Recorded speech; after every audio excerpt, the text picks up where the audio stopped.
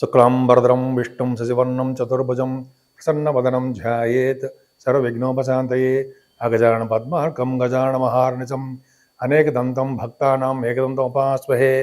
ఓం గం గణపతయే నమః. ఓం శ్రీమాత్రే నమః. శ్రీ గురుభ్యోం నమః. మా ఆది ఆస్ట్రాలజీని చూస్తున్నటువంటి మీ అందరికీ, అలాగే విదేశాల్లో కూడా ఉంటూ నన్ను ఎంతగానో ఆదరిస్తూ ప్రోత్సహిస్తూ నా వీడియో చూస్తున్నటువంటి మీ అందరికీ కూడా పేరు పేరున నా హృదయపూర్వక నమస్కారాలు. ఇప్పుడు మనం డిసెంబర్ 22 నుంచి 28వ తారీఖు వరకు కూడా 22 డిసెంబర్ టు 28 డిసెంబర్ వరకు 12 రాసుల వాళ్ళకి ఈ ప్లానెటరీ పొజిషన్ ఎలా ఉండబోతోంది, వాళ్ళు ఏ ఫలితాలు ఇస్తారు, ఏం జాగ్రత్తలు తీసుకోవాలి, రెమెడీస్ ఏముంది ఇప్పుడు చెప్పుకుందాం. దానికంటే ముందర మీరు మా ఆది ఆస్ట్రాలజీ జాతకం చెప్పించుకోదలుచుకుంటే మీ date of birth, time of birth, place of birth ఉండాలండి. 3 ఉండాలి. చాలామందికి చాలా ప్రాబ్లమ్స్ ఉంటాయి. కొంతమందికి మ్యారేజ్ అవ్వకపోవడము, మ్యారేజ్ అయిన తర్వాత ప్రాబ్లమ్స్ రావడము, లేకపోతే కొన్ని ముహూర్తాలు పెట్టించుకోవడము, అలాగే మ్యాచింగ్, భార్యాభర్తలు మ్యాచింగ్ ఉండొచ్చు కదా, వివాహకు సంబంధించి వధూవరులు అది చెప్పించుకోవడం, ఇలా రకరకాలుగా మన ఆది ఆస్ట్రాలజీ నేనే పర్సనల్గా చేస్తానండి. మీరు ఫోన్ చేసినప్పుడు నేను లిఫ్ట్ చేయకపోతే ఏమనుకోవద్దు, అన్యథా భావించవద్దు. మీరు వాట్సాప్ కింద స్క్రోల్ అవుతున్నటువంటి నెంబర్ ఉంది, దాని వాట్సాప్ మెసేజ్ పెట్టండి. మీకు ఏం కావాలి ఆ డీటెయిల్స్ అన్నీ కూడా, నేను చెప్పినవన్నీ కూడా మీరు డీటెయిల్స్ పెడితే నేను మళ్ళీ ఈ షూటింగ్లో ఉన్నా, అయితే జాతకాలు చెప్తూ ఉన్నా, నేను మళ్ళీ చూస్తాను. చూసిన తర్వాత నేను మళ్ళీ రెస్పాండ్ అవుతాను. మీకు ఫోన్ చేసి మీ గురించి ఏం కావాలి మీరని అన్నీ తెలుసుకుంటాను. తప్పకుండా పరిష్కార మార్గాలు, కంప్లీట్గా జాతకం చెప్పడం అన్నీ ఉంటాయండి. మీరు ఏమాత్రం ఇష్టం ఉంటే, నా వీడియోలు నచ్చితే మీరు తప్పకుండా చెప్పించుకోండి. ఇంకొంచెం అవకాశం ఉంటే షేర్ చేయండి. సరే, ఇది పక్కకు పెడితే ధనురాశి వారికి భాగ్యాధిపతి రవి మీ రాశిలో ఉన్నాడు. అదృష్టంగా, డైనమిక్గా, స్పీడ్గా, తెలివిగా, చాలా చాలా స్పోర్టివ్గా ఉంటారండి. మీరు ఎదుటి వాళ్ళు సహాయం చేయడంలో మీ తర్వాతే గొప్పగా ఆలోచిస్తుంటారు. మంచి హుందాగా రాజలక్షణాలతో కలిగి ఉంటారంటే సందేహం లేదు. 2వ భావంలో శుక్రుడు మంచివాడు కాదు, కానీ శుక్రుడికి కుజదృష్టి, గురుదృష్టి ఉందండి. అది అదృష్టం. అంటే కుటుంబంలో వృద్ధి కలగడము, కుటుంబంలో బాగా మీకు పేరు ప్రఖ్యాతులు రావడము, ధన విషయంలో బాగా మీకు రావాల్సిన బాకీలు కానీ, సంపదలు కానీ మీ జాతకాల ప్రకారం ఆధారపడి ఉంటుందమ్మా. నేను చెప్పేశాను కదని చెప్పి రావు, వచ్చేసేయో. నాకు నెల చెప్పండి, నేను బ్రహ్మాండంగా అయిపోయాను కదా, రావు. మన జాతకాల ప్రకారం ఆధారపడి ఉంటుంది. ఇవన్నీ కూడా తెలుసుకోవడం మాత్రమే, తెలుసుకుంటాం మనం.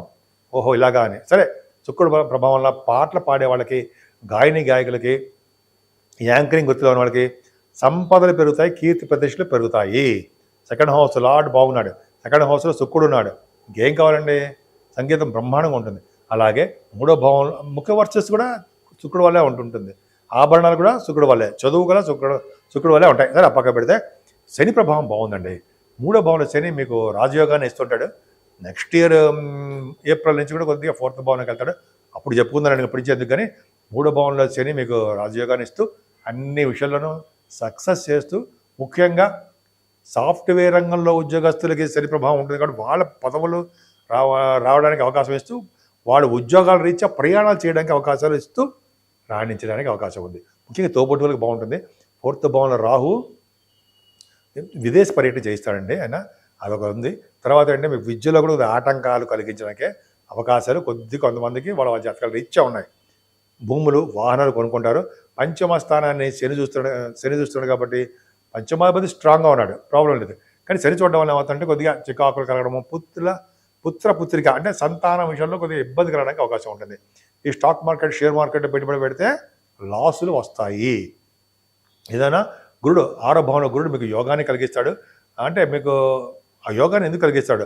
6, 8, 12 స్థానాల్లో ఉంటే మీకు రాజయోగాన్ని ఇస్తాడు.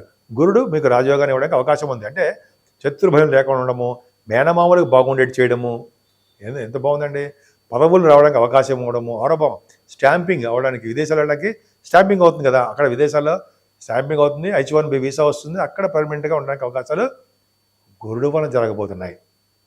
అలాగే 7వ 12వ భావంలో ఉన్నాడు. అంటే భార్యాభర్తల విషయంలో చిన్న చిన్న మనస్పర్ధలు వస్తాయేమో, కానీ ఏం పర్లేదండి. మన వివాహ శుభకార్యాల వేడుకల్లో ధనము ఎంతైనా ఖర్చు పెట్టి మేము వివాహం చేస్తాము అని చెప్పి డబ్బులకు వెనకాడకుండా మీరు వివాహ శుభకార్యాలు చేస్తారు కూడా. అనుకున్న సంబంధాలు కూడా మీకు వస్తాయి.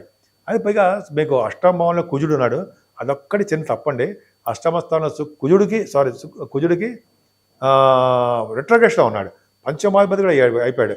కాబట్టి ఏమవుతుందంటే ఈ స్టాక్ మార్కెట్లో ఉన్న వాళ్ళకి, ఈ పుత్రిక సంతాన యోగం కలిగిన వాళ్ళకి ఇబ్బందికరంగా ఉండడానికి అవకాశం ఉంది. మీ హెల్త్ ప్రాబ్లమ్స్ రావడానికి అవకాశం ఉంది. నీటి గండం పొంచి ఉండడానికి అవకాశం ఉంది. నీటిలో కానీ కొద్దిగా వాహనం వలన ఇబ్బంది కలగడానికే మీకు అష్టమ భావం కొద్దిగా బాగాలేదు. కాబట్టి కొంచెం మీరు శ్రద్ధ వహించండి. సుబ్రహ్మణ్య స్వామి పూజ చేసుకుందామండి. ఆయన సుబ్రహ్మణ్య స్వామి పూజ చేసుకుంటే సర్వదా కాపాడుతాడు కదా. వల్లి దేవసేన సహిత సుబ్రహ్మణ్యుడు కలవడం వల్ల మంచి యోగం ఉంటుంది. భాగ్యస్థానంలో చంద్రుడు ఉన్నాడు, అంటే 22, 23 తారీఖుల్లో శని దృష్టి కూడా ఉంది. అంటే ఈ కొద్దిగా భాగ్యం వృద్ధికరంగా ఉండదండి. అంటే మీ ఏ వ్యాపారంలో అయినా సరే ఆ వ్యాపార వృద్ధి ఉండదు. సో విదేశాలు వెళ్ళాలని స్టాంపింగ్ లేట్ అయిపోతూ ఉంటుంది. మీకు కొద్దిగా చిన్న చికాకులు, కొద్దిగా ఆలస్య వ్యవహారాలు ఇవన్నీ జరుగుతూ ఉంటాయి. మీరు విదేశాలు వెళ్దాం అనుకుంటారు, విద్య రీత్యా కానీ మీ పనుల రీత్యా కానీ పోస్ట్ పోన్మెంట్ జరుగుతూ ఉంటుంది. కారణం శని ప్రభావం వల్లనే. చంద్రుడు కూడా ఉండడం వల్ల చంద్రుడు కూడా ఉండడం వల్ల శుభకార్యాలు కానీ పెళ్లి విషయంలో కానీ ఆటంకాలు కలిగించడానికి అవకాశము ఉంది. పైగా మీ ఆరోగ్య విషయంలో కూడా కొద్దిగా శ్రద్ధ వహించండి. సరే, దశమస్థానం చూసుకుందాం. దశమంలో కేతువు లేడా, చంద్రుడు లేడా, గురుడు లేడా? గురుడు దృష్టి.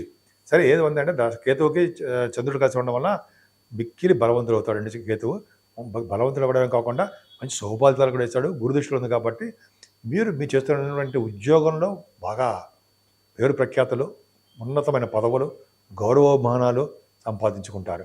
ముఖ్యంగా సాఫ్ట్వేర్ రంగ ఉద్యోగస్తులకి బాగా ఉంటుంది కేతు ప్రభావం వలన. గవర్నమెంట్ ప్రొఫెషన్లో ఉన్న వాళ్ళకి మంచి ఉన్నతమైన పదవులు రావడానికి అవకాశం ఉంది.